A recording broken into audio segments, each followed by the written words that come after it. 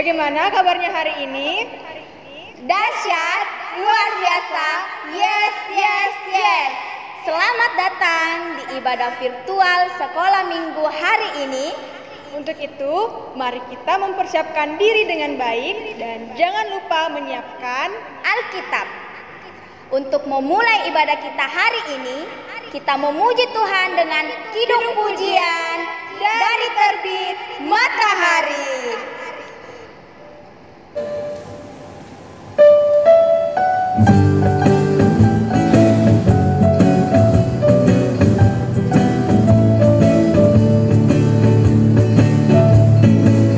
dari terbit matahari sampai pada masuknya. Biarlah nama Tuhan dipuji. Dari terbit matahari sampai pada masuknya. Biarlah nama Tuhan dipuji.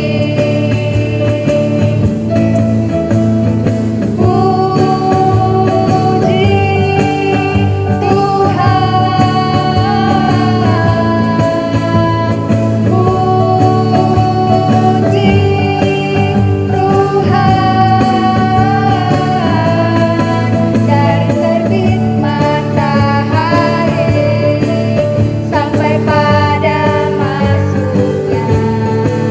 Biarlah nama Tuhan dipuji.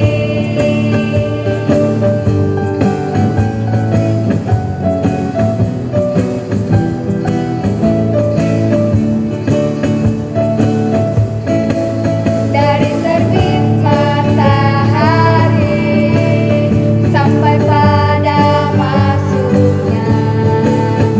Biarlah nama Tuhan dipuji. Dari terbit matahari sampai pada masuknya. Biarlah nama Tuhan dipuji.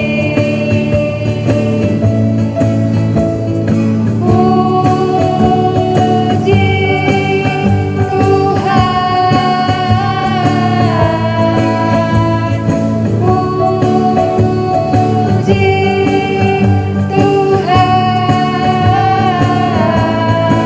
Dari terbit matahari sampai pada masuknya. Biarlah nama Tuhan dipuji.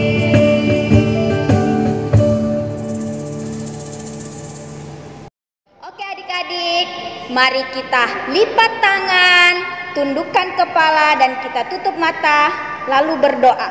Mari kita berdoa. Ya Bapa, terima kasih untuk segala kasih dan penyertaan-Mu dalam hidup kami. Sesaat lagi kami akan memulai ibadah kami. Berkatilah mulai dari awal, pertengahan, hingga berakhirnya, kiranya boleh jadi dalam tangan kasih penyertaan Tuhan semata. Haleluya, amin. Ya, adik-adik, tiba saatnya kita akan membaca dan mendengarkan cerita Alkitab. Tapi sebelum itu, mari kita memuji Tuhan. Dengan kidung pujian, Baca kitab suci.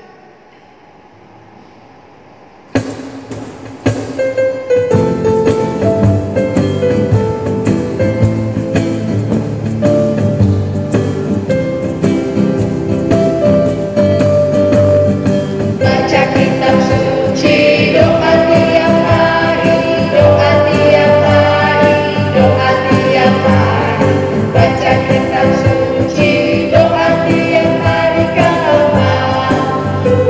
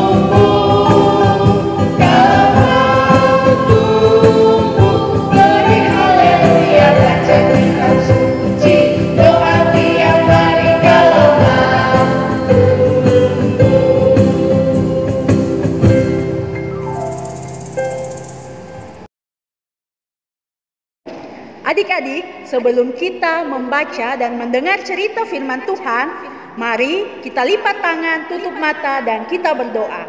Tuhan Yesus yang baik, saat ini kami anak-anak sekolah minggumu akan membaca dan mendengar cerita Alkitab.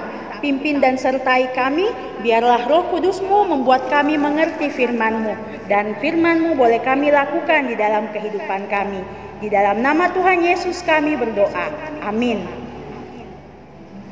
Pembacaan firman Tuhan yang pertama terdapat di Yohanes pasalnya yang ke-20 ayat 24 sampai ayatnya yang ke-29.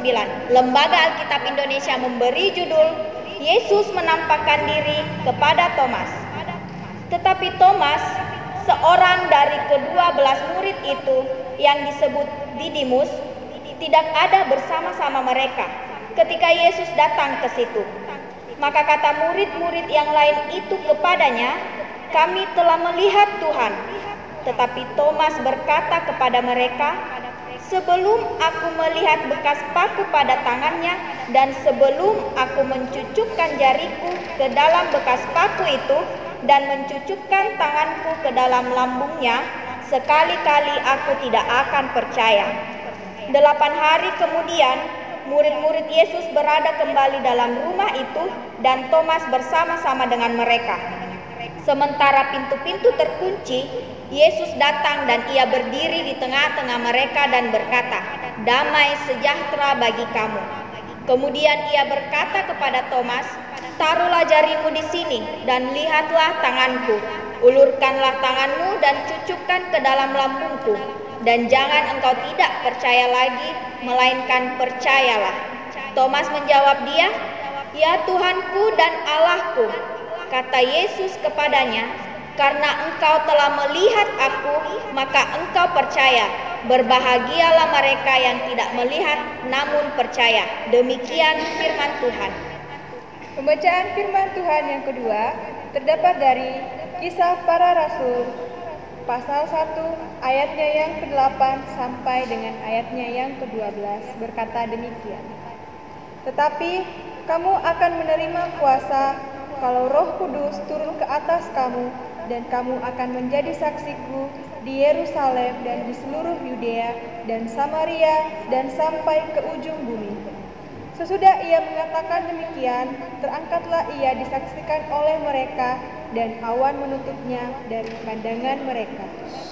Ketika mereka sedang menatap ke langit, waktu ia naik itu, tiba-tiba berdirilah 2 orang yang berpakaian putih dekat mereka dan berkata kepada mereka, "Hai orang-orang Galilea, mengapakah kamu berdiri melihat ke langit? Yesus ini yang terangkat ke sorga meninggalkan kamu akan datang kembali dengan cara yang sama seperti kamu melihat dia naik ke sorga." Maka kembalilah rasul-rasul itu ke Yerusalem dari bukit yang disebut Bukit Zaitun, yang hanya seperjalanan sabat jauhnya dari Yerusalem. Demikianlah firman Tuhan.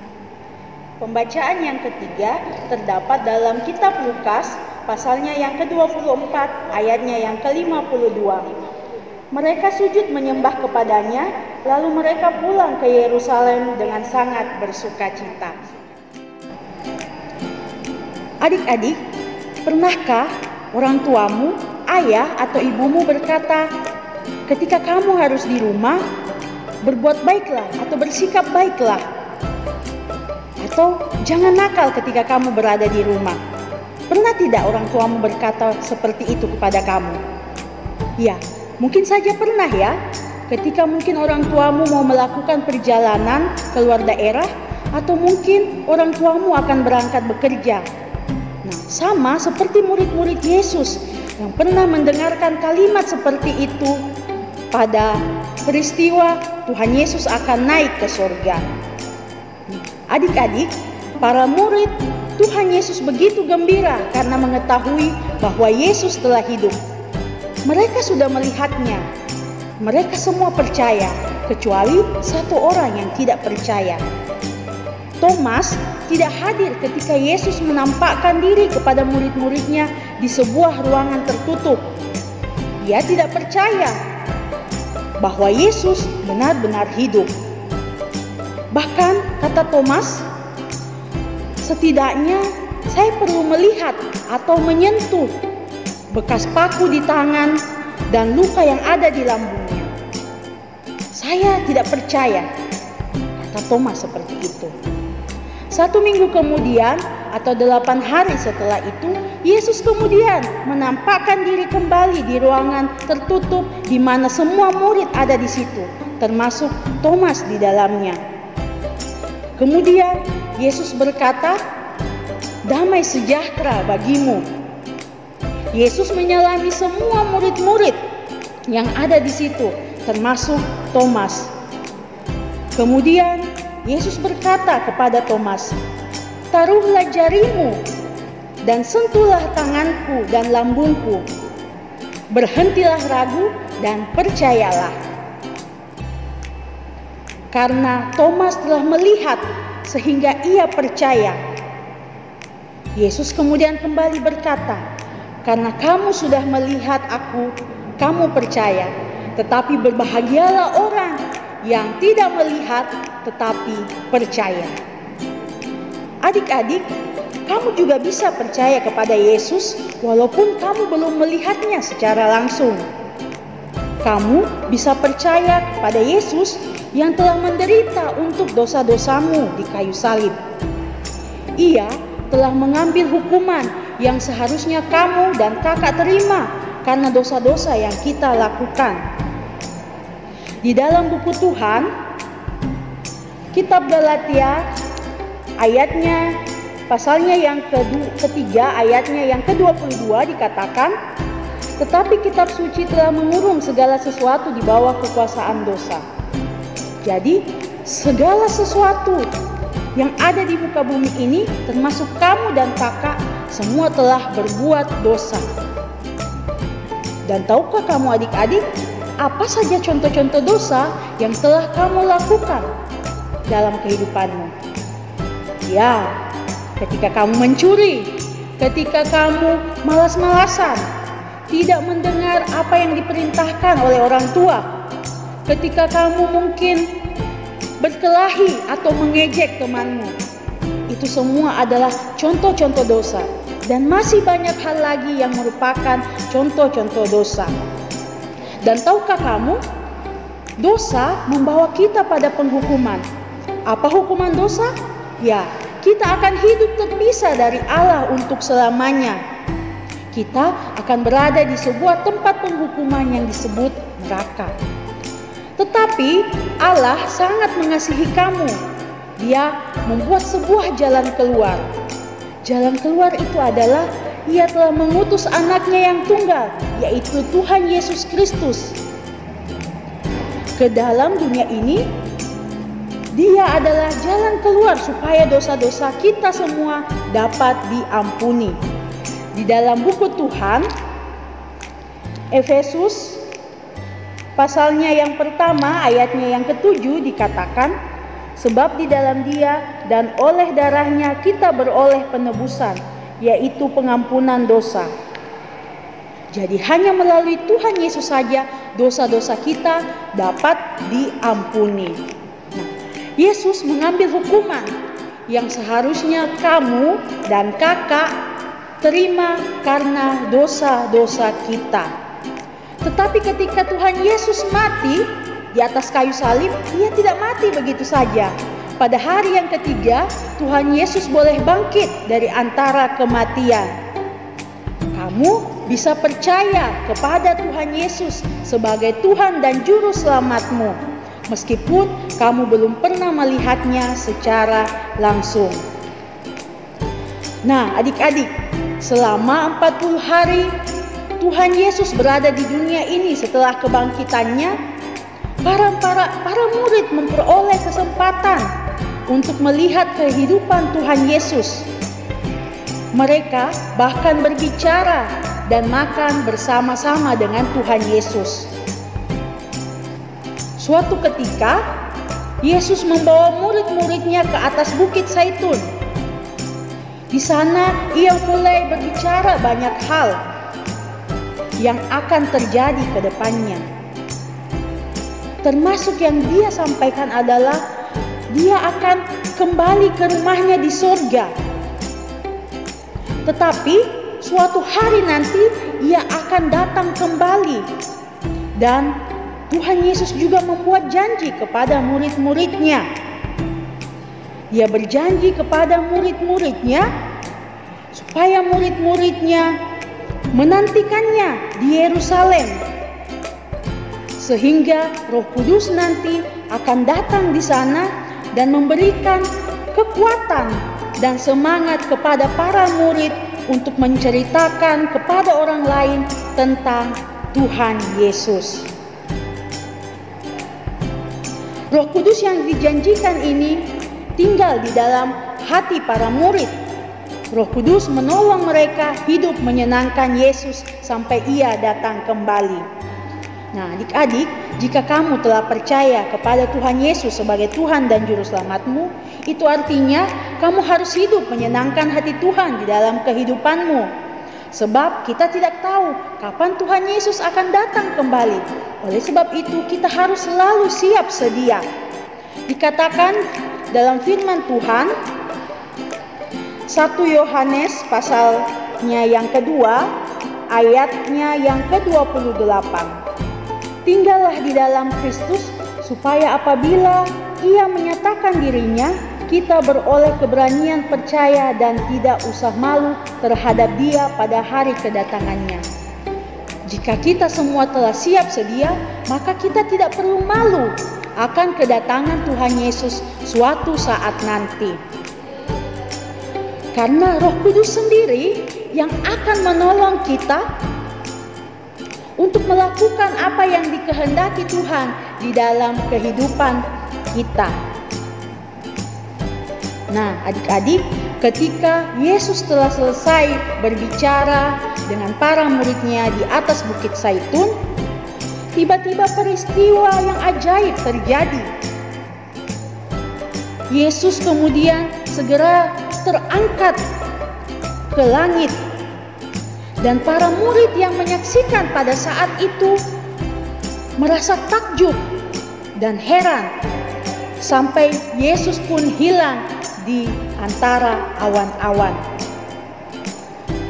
Saat para murid menatap ke langit, ada 2 orang malaikat yang menampakkan diri dan berkata kepada mereka, "Hai orang-orang Galilea, mengapa kamu terus berdiri di sini dan menatap ke langit?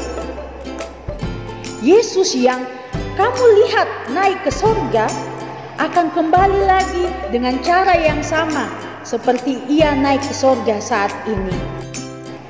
2 malaikat itu mengingatkan murid-murid bahwa Yesus akan datang kembali dengan cara yang sama suatu hari nanti. Mereka harus hidup menyenangkan Yesus sampai Ia datang kembali. Ketika kedua malaikat itu menghilang, murid-murid pun meninggalkan Bukit Zaitun. Dan dengan sukacita mereka berkumpul bersama untuk memuji dan menyembah Yesus. Pujian dan penyembahan murid-murid pasti menyenangkan Tuhan Yesus sambil menanti kedatangannya kembali.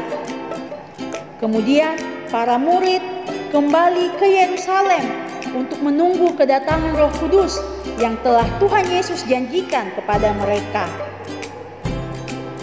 Nah, adik-adik, jika kamu telah percaya pada Tuhan Yesus sebagai Tuhan dan Juru Selamatmu, sekali lagi kakak ingatkan supaya kamu hidup menyenangkan Tuhan di dalam kehidupanmu sampai Ia datang kembali lagi. Jangan pernah lupa apa yang telah kamu pelajari atau yang telah kamu dengarkan tentang Tuhan Yesus. Ingatlah bahwa saat kamu tinggal di dalam Dia, maka kamu tidak akan malu pada saat Dia datang kembali untuk yang kedua kalinya. Ketika kamu dicobai untuk melakukan sesuatu yang tidak menyenangkan Tuhan, mintalah Roh Kudus untuk memberikan kekuatan kepada kamu mengatakan tidak pada hal-hal yang tidak menyenangkan Tuhan. Kemudian lakukanlah sesuatu yang menyenangkan Tuhan di dalam kehidupan. bagi adik-adik di sini yang belum percaya sungguh-sungguh kepada Tuhan Yesus, maka hal pertama yang kakak mau katakan, kamu harus percaya terlebih dahulu kepada Tuhan Yesus dengan sungguh-sungguh. Di dalam Alkitab, di dalam Yohanes 3 ayat 36 dikatakan, barang siapa percaya kepada anak, ia beroleh hidup yang kekal. Oleh sebab itu adik-adik, kamu harus percaya pada Tuhan Yesus sebagai Tuhan dan Juru Selamat pribadimu, supaya ketika ia datang yang kedua kali, ia akan mengangkatmu, membawamu bersama-sama dengan orang-orang percaya lainnya ke surga. Demikian firman Tuhan, Tuhan Yesus memberkati. Untuk menyambut firman Tuhan yang datang kepada kita hari ini, kita memuji Tuhan dari Kidung Ceria nomor 110, Berkereta Awan Putih.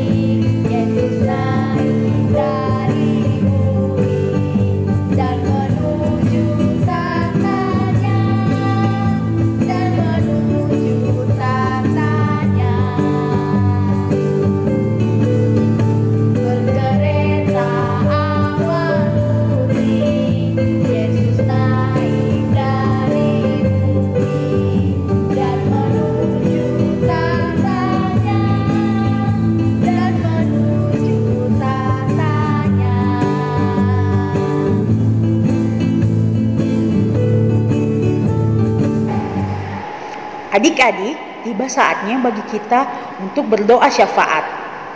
Siapkan hatimu, lipat tanganmu, tutup matamu, kita berdoa. Allah Bapa yang berada di dalam kerajaan surga, Tuhan kami Yesus Kristus, terima kasih atas segala kasih kebaikan dan kemurahan Tuhan di dalam kehidupan kami anak-anak sekolah minggumu. Terima kasih ya Tuhan, Engkau boleh jaga dan lindungi kami sepanjang kehidupan kami. Terima kasih atas berkat-berkat yang Tuhan berikan di dalam kehidupan kami. Saat ini ya Bapa, kami mengucap syukur karena kami boleh beribadah bersama-sama. Dan kami mengucap syukur tadi kami sudah mendengarkan firman Tuhan yang mengajarkan kepada kami ya Tuhan, kami harus mempersiapkan diri kami untuk menyambut kedatangan-Mu. Bapa yang berada di dalam kerajaan surga, ajar kami untuk menjadi anak-anak yang baik, anak-anak yang selalu turut akan orang tua, terlebih takut akan Engkau. Berkati kami ya Tuhan, mampukan kami sebagai anak-anak sekolah minggu-Mu untuk berlaku baik, berlaku manis di dalam kehidupan kami, supaya kami dapat menyenangkan Tuhan. Bapa yang berada di dalam kerajaan surga, beberapa bulan lamanya kami telah berada di rumah dan kami menghadapi pandemi COVID-19. Tuhan, mohon pimpinan penyertaan Tuhan di dalam kehidupan kami. Jaga kami bersama dengan keluarga kami. Jauhkan kami dari sakit penyakit ini ya Tuhan. Kami juga mau berdoa ya Tuhan buat orang-orang di luar sana yang sementara sakit. Mari Tuhan, Engkau pulihkan mereka, sembuhkan mereka, supaya mereka dapat beraktivitas, berkegiatan dengan baik kembali seturut dengan kehendak Tuhan. Kami juga berdoa ya Bapa, buat pemerintah kami, buat tenaga kesehatan, buat aparat keamanan, polisi dan TNI. Tuhan juga menjaga dan melindungi mereka. Berikan hikmat kepada mereka, supaya mereka dapat melakukan penanganan COVID-19 ini dengan baik seturut dengan kehendak Tuhan. Bapa yang berada di dalam kerajaan surga, terima kasih juga ya Tuhan, kami boleh melakukan berbagai macam kegiatan selama di rumah. Kami boleh belajar di rumah, kami boleh melakukan kegiatan apa saja di rumah. Kiranya di minggu-minggu selanjutnya Tuhan tetap menjaga dan melindungi kami, memberkati kami semua. Kami berdoa ya Tuhan buat teman-teman kami sekolah minggu lainnya yang mungkin saat ini sedang dalam kesusahan, sedang dalam pergumulan ataupun dalam sakit penyakit. Kiranya Tuhan berkati mereka semua. Yang sakit Tuhan sembuhkan, Tuhan pulihkan. Yang dalam pergumulan Tuhan lepaskan pergumulan mereka atau kesusahan mereka. Biarlah kehidupan mereka senantiasa memuliakan Tuhan. Kami juga berdoa ya Tuhan buat keluarga kami, orang tua kami, bapak, mama, ayah, ibu, kakek, nenek, om, tante, bahkan saudara-saudara kami semua. Tuhan berkati semua kehidupan kami. Biarlah apa yang kami lakukan ya Tuhan menyenangkan hati Tuhan. Bapa, terima kasih atas segala kasih dan kebaikan Tuhan di dalam kehidupan kami. Sebentar kami akan mengakhiri ibadah kami juga. Tuhan, terima kasih berkati ibadah yang kami lakukan ini. Biarlah apa yang kami lakukan menyenangkan hati Tuhan. Terima kasih Allah Bapa yang berada di dalam kerajaan surga. Ini doa syafaat kami. Doa kami buat sesama kami ya Tuhan. Di dalam nama Tuhan Yesus Kristus yang adalah Tuhan dan Juru Selamat kami yang hidup, kami sudah berdoa. Amin. Demikianlah ibadah sekolah minggu hari ini. Tetap jaga kesehatan dan tetap di rumah saja. Perlu adik-adik ketahui, ibadah virtual adalah ibadah yang dilaksanakan melalui media elektronik. Agar adik-adik sekolah minggu bisa beribadah sekolah minggu di rumah saja. Terima kasih, Tuhan Yesus memberkati.